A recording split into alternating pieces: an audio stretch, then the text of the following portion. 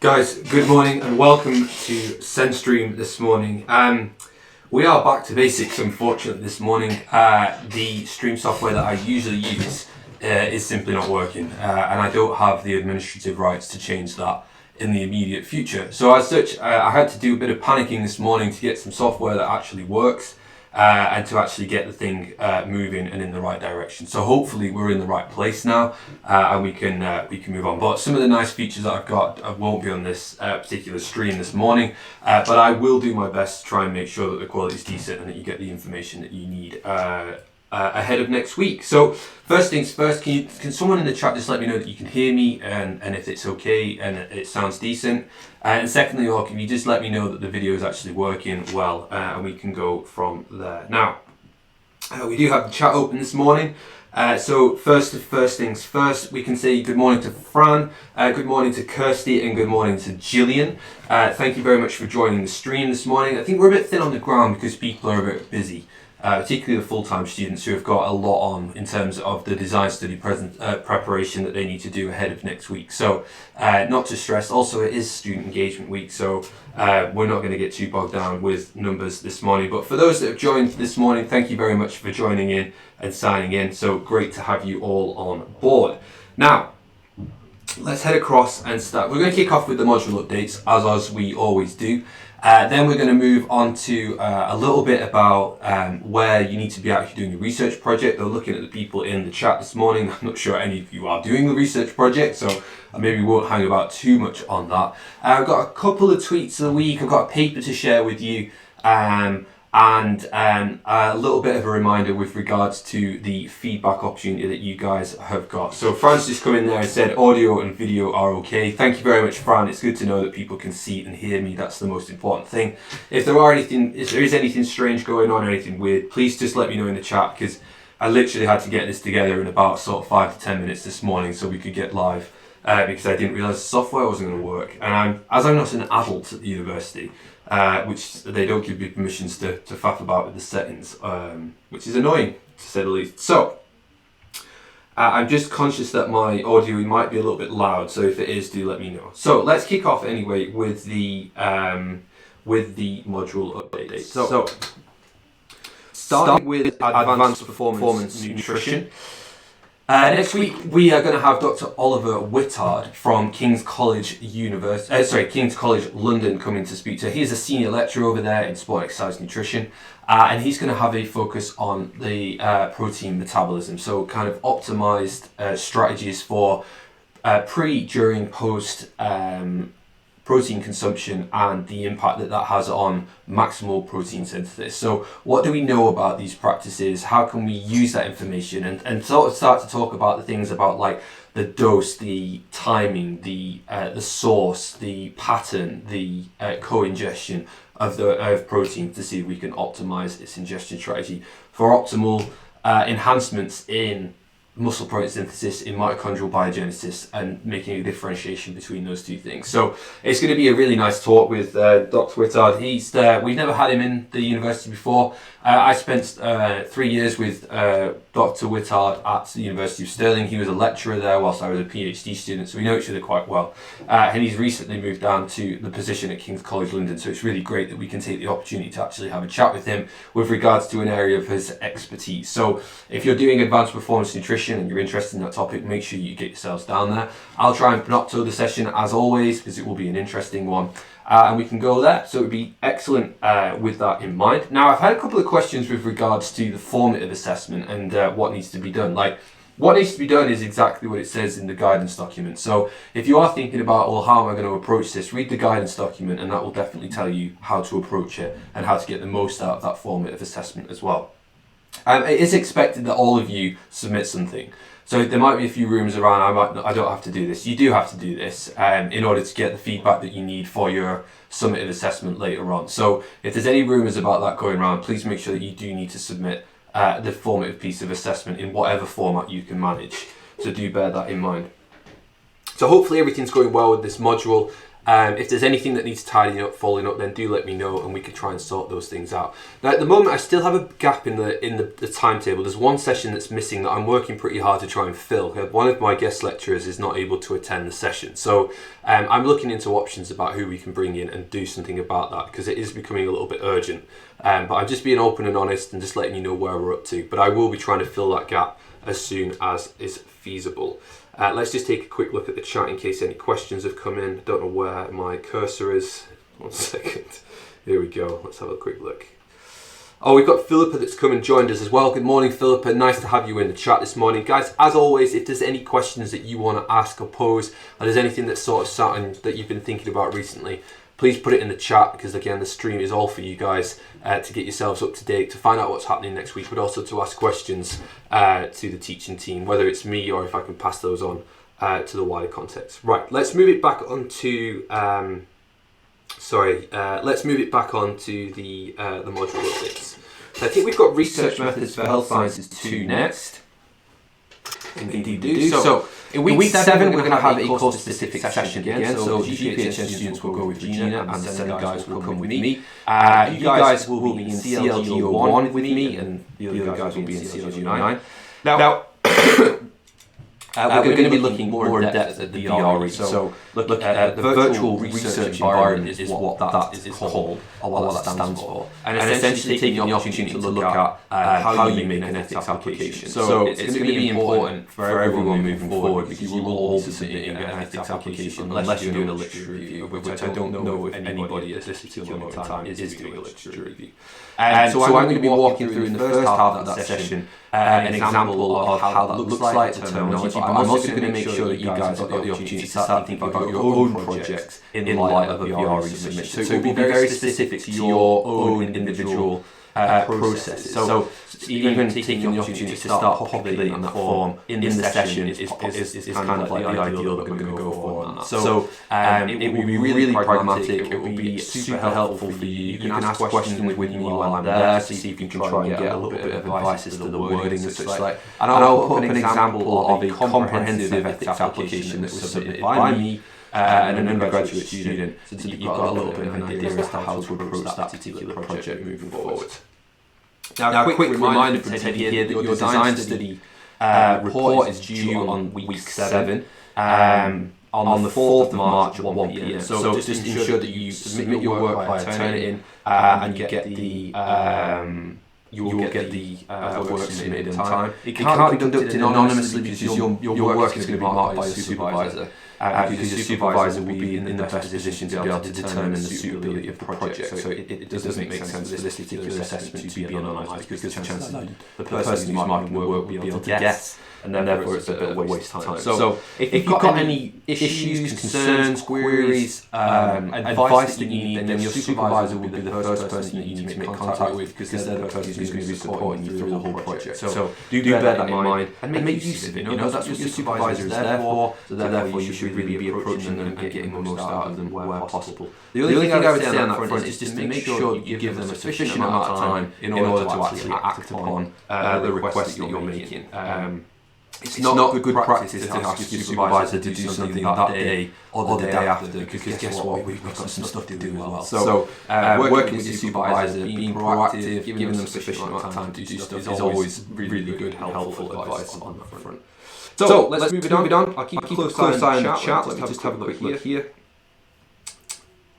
Let me have a look. Excuse me.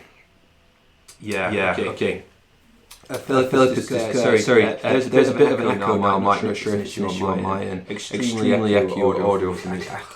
I'm really sorry, guys. Just the room that I'm actually on campus today. The room that I'm in is it's a echoey room. There's nothing I can do about it. Without like pausing the stream and putting different microphones on and stuff like that, there's not really much I can do. If it is really bad, then do say, and I will try and do something about it. I'm trying to charge my wireless microphones as we stand right now. My other options. I tell you what. Let me give me 1 second. Let me see if I can do something sensible.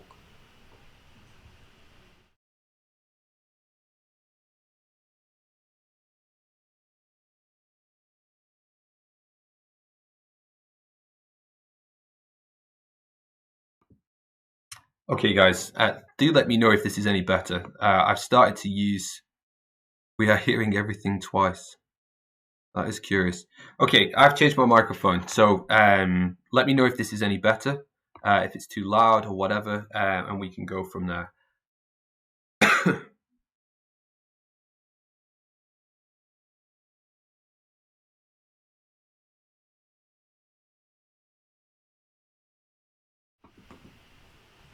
Okay, so again, I've swapped my microphone over, so do let me know if there's any improvements that can be made. I've just noticed why, Philip, it's because I have 2 microphones running. So, okay, this should be much better now.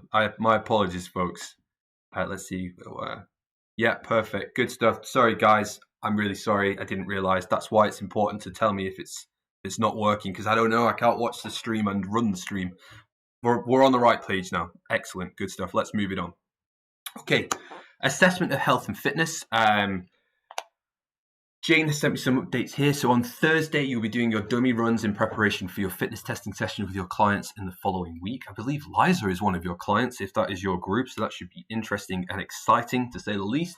So you'll have 3 hours and the entire fourth floor to run through any of the fitness tests that you are planning to do in the correct order. When she says that, essentially you need to think about the order of the assessments that you do and ensure that one doesn't influence the other. So for example, if you were going to do a VO2 max test ahead of a substrate usage test, this VO2 max test is going to influence the substrate usage test. So do think about that. For example, if you did exercise testing before you did a SECA scale bioelectrical impedance body composition analysis, again, the exercise is going to affect the bioelectrical impedance measures simply because the participant's going to be sweaty, they're going to have lost water mass, they're going to be warm, all that kind of stuff changes and affects the measure.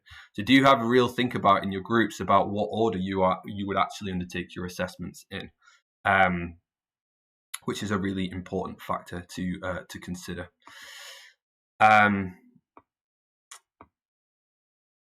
Again, I'm curious. I'm hoping the audio is better. I'm getting mixed messages in the old chat there. I'll keep an eye on it. Okay, fine. Everyone seems to be on the right page. Good. So yeah, make sure you think about the order of the assessments and do sensible things with your client as well, and make sure that you know what the outcome measures are going to be for the assessments that you do to ensure that you are actually meeting the needs of the client, because that's going to be super important moving forwards. Again, your client will be receiving some pre-test instructions, which you will also receive a copy of this week. So Jane is going to send out some information ahead of your client testing to ensure that they know what to expect, and also that you guys know what they've been told as well. So that's going to be super important for ensuring the quality of your testing session moving forward. Really good, pragmatic session, this. In terms of like an assessment that's real world and, is going to actually enhance and improve the quality of your consultancy, this is a good one to do. So do focus your efforts on it. Get yourselves down to the session, practice, ask questions, make the most of the facilities, and go from there, really. So let's move it on.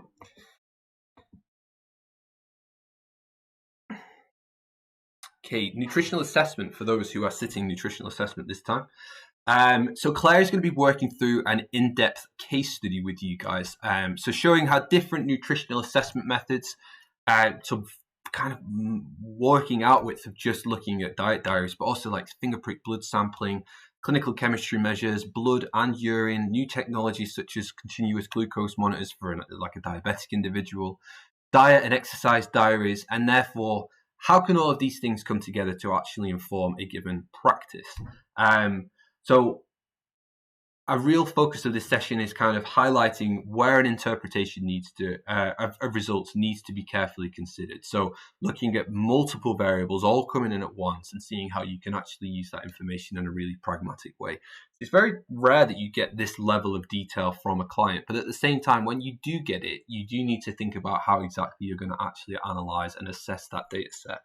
So that you make the most of it, you can make informed decisions about it, and then you can put a plan in place moving forward. So again, another super pragmatic session with Claire there on nutritional assessments, and it should be really good for you guys in terms of your understanding and handling and dealing with clients. Now, some of you will have more experience of this than others, but that's fine. Bring that experience to the session and actually make use of it so that other people know your experience, and you can share that and learn and think about things from a different perspective as well.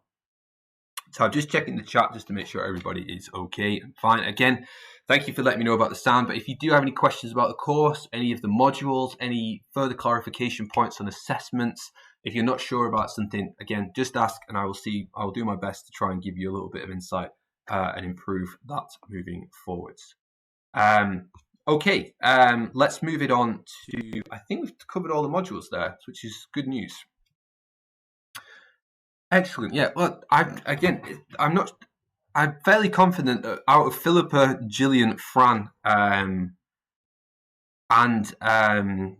Christy, that none of you are doing a research project this year, which I know people watch this after the fact, and that's great. So we'll just touch upon this very briefly. So let me just go across to here. So keeping you on track with your research project, obviously your main focus at this particular moment in time is going to be a design study submission. Now, it's about 10% of the module mark, but technically it's about 20% of a module mark because this module is worth double the credits because it's got your research project on it as well. So it's worth investing a bit of time and effort into making sure you get it right. And also it forms the basis and the foundation of what your ethics submission is going to be moving forward. So it's going to be a really important one for you guys to kind of put a little bit of effort into it and make sure that you are. I've got someone looking at me through the glass, which is very strange, but never mind. It's going to be important for you guys moving forward. So do put a little bit of effort and time into that, and also consider and appreciate that what it's essentially doing is laying that foundations for an ethics application, but also it's also pretty much writing your methodology section for your dissertation, because once you get your ethics put in, the methodology section kind of writes itself after the fact, because you can't deviate your project away from your ethical application. There might be a little bit of fine-tuning of some of the absolute intricacies of exactly how you did the particular measures that you want to do, or the equipment that you chose to use to do those pieces, the actual assessment. But nevertheless, the actual fundamentals of your design is not going to change because it can't change. And if it does change, then you have to put in an ethics amendment anyway. So it's kind of taking that process forwards and making sure that everybody's on track and knows what it is that you're going to be doing. So well worth investing the effort and time.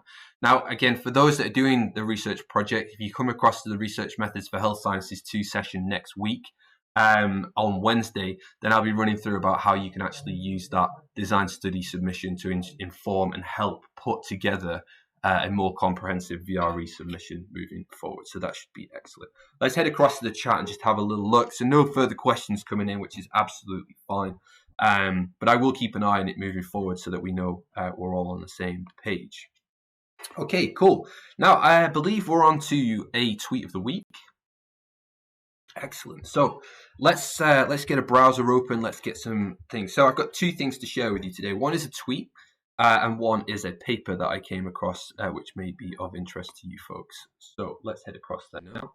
So my tweet of the week this week, and I will grab a link for it and put it in the chat just now. If I can just find the chat window. Give me 1 second, folks. So you can at least open the link and have a look. Now, this is a bit of a self-indulgent tweet. It's something that I'm particularly interested in and following quite closely in the literature as well at the moment. But essentially, let's make it big. Let's have a quick look. You can see here Sean Soutel, who is a PhD student at the University of Cape Town. He's a student with the sub 2 hour project and enjoys gin and tonic. Who doesn't enjoy gin and tonic? But has recently published a paper in MSSE, Medicine, Science and Sport and Exercise, which was essentially this sodium alginate and pectin co-ingestion with carbohydrates. And they were looking at gastric emptying rates. So people have been looking at whether it improves performance, whether it enhances gastric emptying rates, whether it enhances or increases exogenous carbohydrate oxidation, all of these things that this sodium alginate pectin, which is, it kind of encapsulates the carbohydrate as it moves through the gut. All of these proposed mechanisms to find out whether it actually improves or enhances performance or not. My honest opinion from looking at the literature so far is that it doesn't seem to do that much, to be honest with you. I think the purported benefits of it seem to be somewhat hyperinflated at the moment. But there's more evidence that's being built around. If we actually take a look at the link and head across there and have a quick look, opening browsers and searching for stuff generally nails the old computer. So if I start getting a bit jumpy, I apologize. Let's close that one. We don't need it.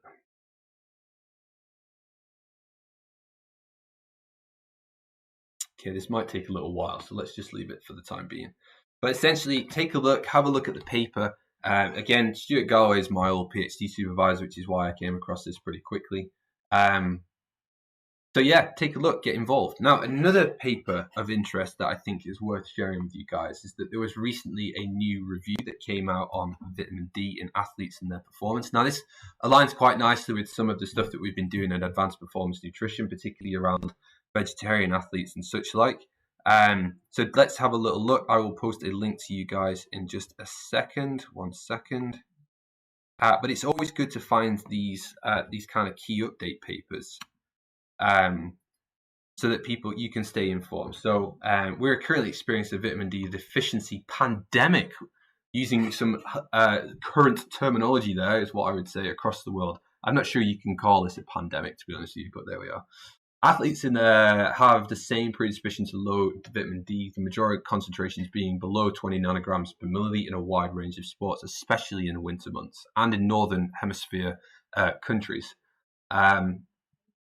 So essentially, this is a large review paper looking at the role that vitamin D plays within muscle function, within bone development, and immune function as well. So take a look, get yourselves up to date with where that literature is at. It's in Nutrients, which I believe is open access for most people as well, so you shouldn't have any issues getting to that.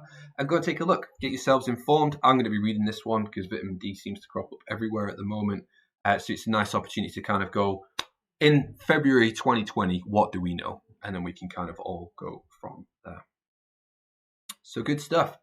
Let me head back over to the slides. Now, there's one other thing that I want to share with you, but I don't have a link for it.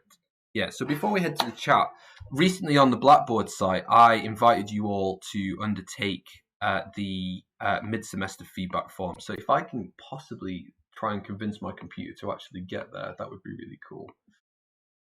Let me just get there now. So I'll leave this loading. But essentially, yeah, I've invited you all to take the opportunity to provide a little bit of feedback as to how the course is going as a whole. So some of that feedback is module specific. Some of that feedback is just generic of your experience moving forward. So hopefully you have actually undertake some of those things. It'd be great to know in the chat if people are prepared to share, because it is anonymous, lest we not forget. If you have filled it in, let me know. That would be great. Yeah, sorry, I'm just trying to let this load, and it's not loading because I think my internet connection is being eaten up by the old stream. But it'd be good to know if folk are. It would be good to know if folk are putting that in, or if you haven't done it and you're taking the opportunity to just have a quick look. That would be fantastic. Sorry, let me just bring myself back up to speed. Okay. Cool. So whilst this is loading, it's struggling, I'm not going to lie, and I'm having a look. If there's any questions with regards to the course, about how things are going, what to expect coming up in the new, in the second half of the semester, then submit your questions now. That would be really helpful, and we can all kind of go from there. Now, this is loading. It's taking its sweet time to do it, but we will have a look from there. But any questions, concerns, worries, issues, let me know, and that would be great to I will try and answer those questions if possible. So it's just loading now. Here we go. Let's get in there.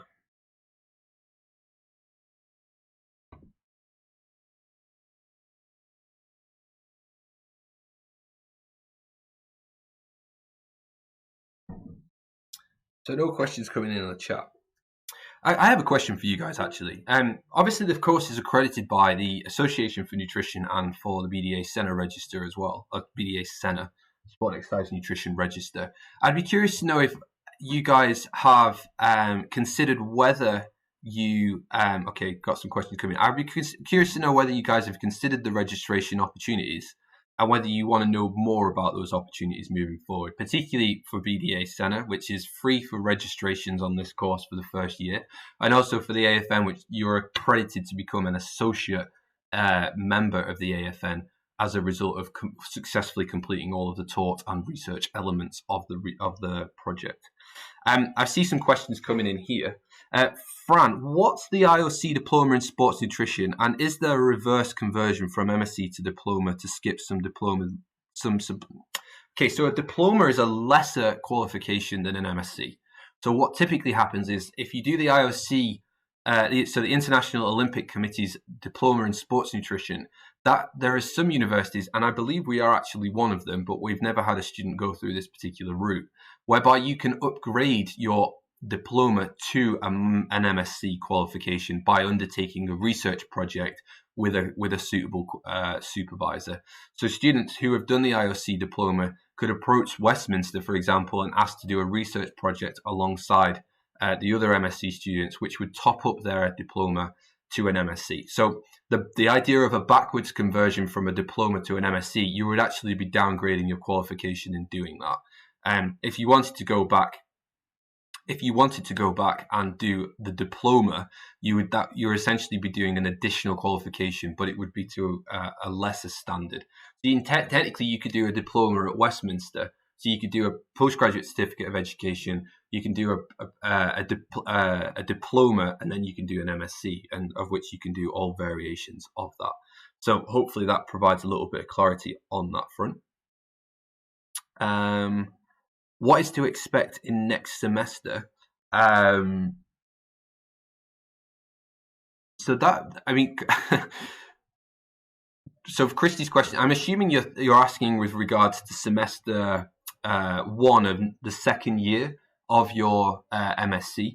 That might be a question to bank potentially for next week. So I've got a little bit of chance to just think ahead about which modules you guys will be doing and maybe a change of focus. So I will bank that question, Christy, and then maybe answer that next week. So getting you kind of guys excited for continue your studies ahead of your year 2, semester 1.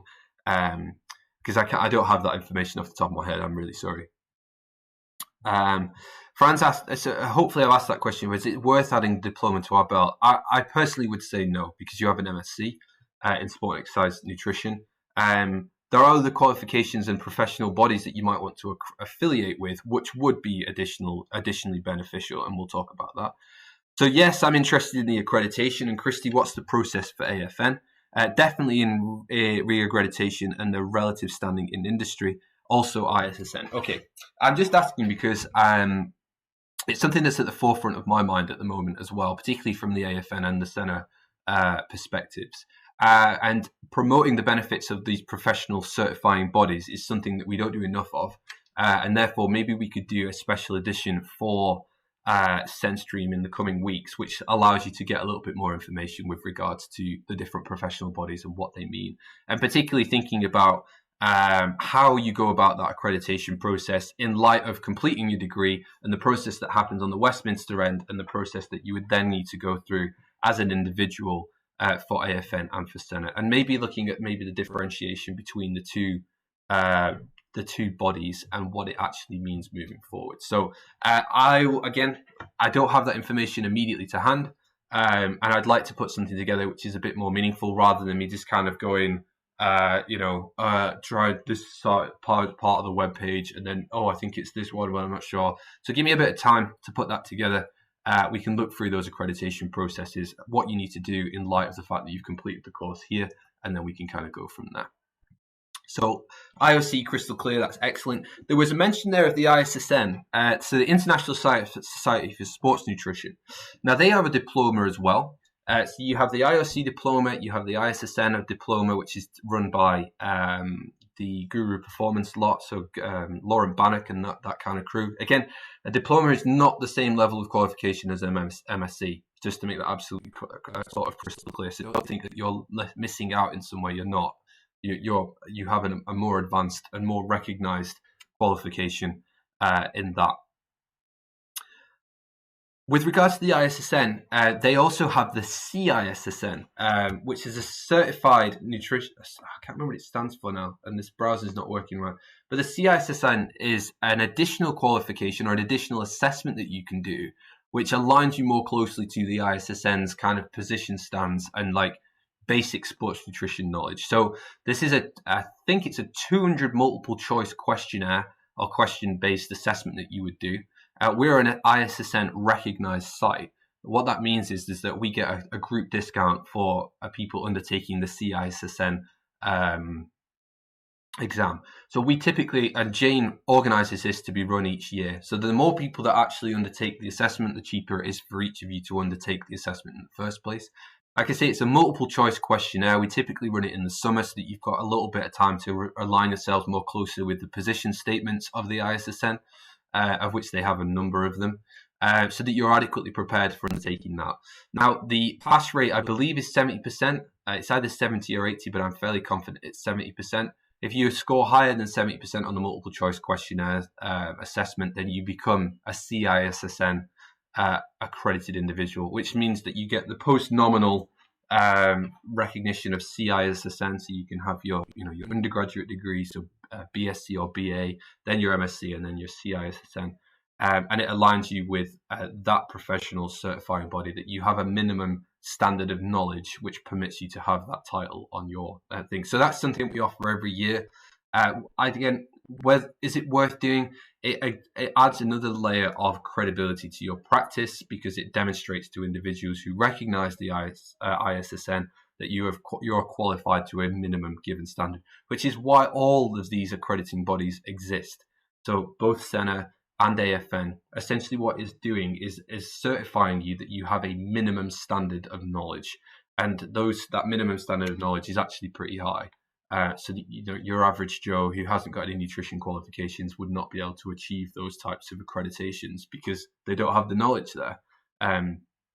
So yeah, hopefully that provides a little bit of clarity. But I'm just getting a bit of a feel for it, because it takes a bit of time to put that information together, and it would be a good exercise if you guys want to find out more, to let you find out more. So maybe we could do a bit of a special edition in the coming weeks to ensure that you guys are better informed about those practices. So thank you for letting me know, and hopefully that's helpful.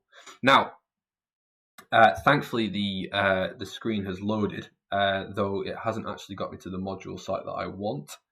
So we're going to now press that button and wait for 10 minutes for it to load, but we'll get there. Excellent, it's going a bit faster. So,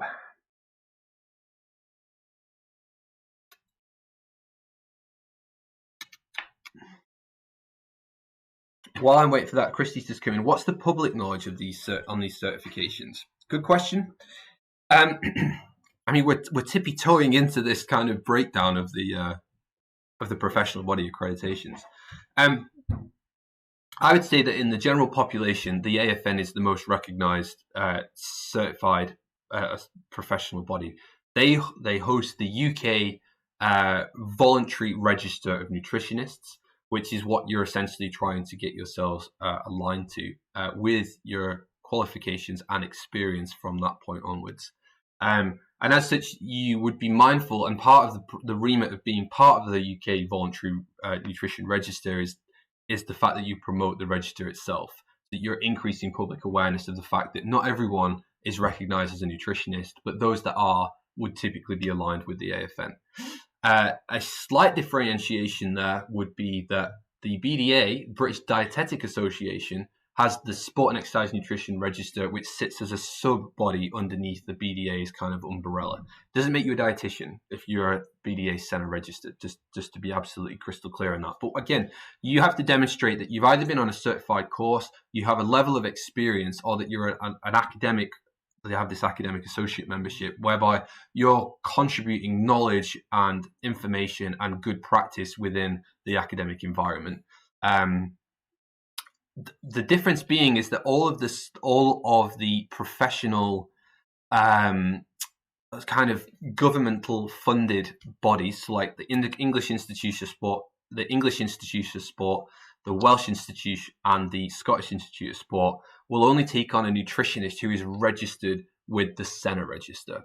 Not necessarily AFN, but it is SENA, and as such, like that's where the differentiation in terms of generic nutrition and population level nutrition and nutritionist is differentiated from sports nutrition specific. Now, there's no reason why you can't be accredited by both if that's a goal of yours, but just be mindful that it depends on which world you want to operate in, whether it's SENA or whether it's AFN, and the types of clients and individuals that you would be approached by in that regard.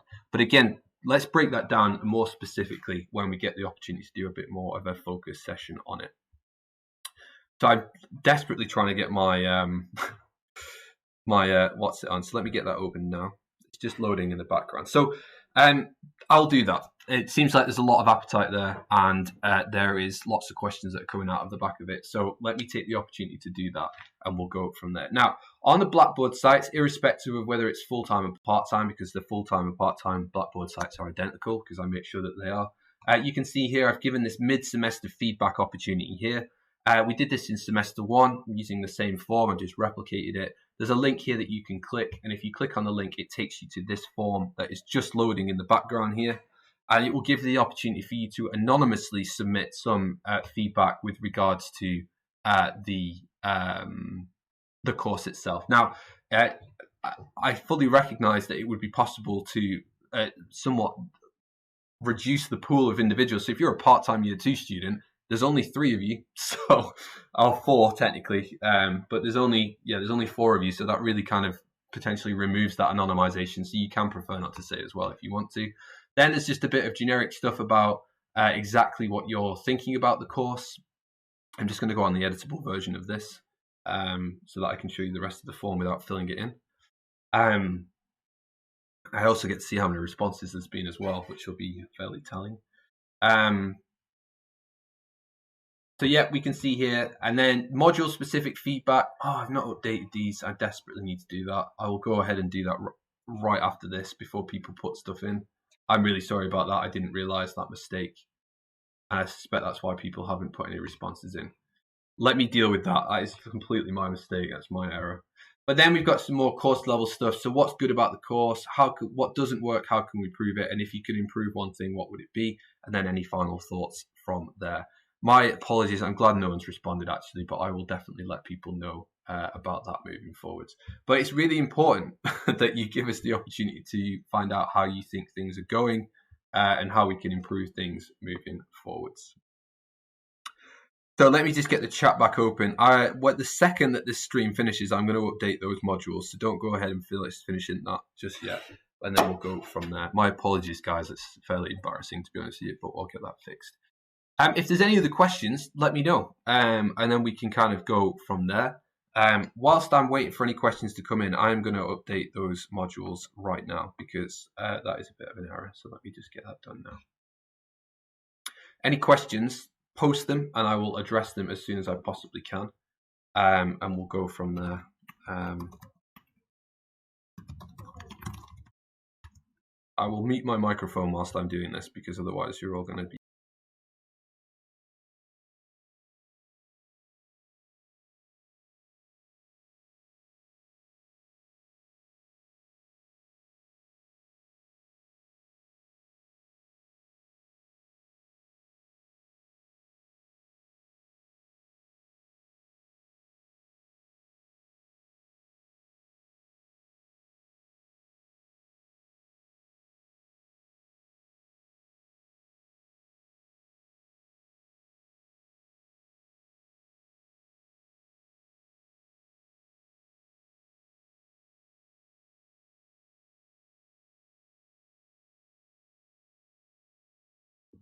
okay, guys. Excellent. Updated, finished, done. So I tell you what I'll do to make your lives easier, and if you get a spare 5-10 minutes now, just to give your feedback, I will post the link in the chat, and then you've got it open, ready to go. So let me get that open now. I'll post that in the chat and go from there.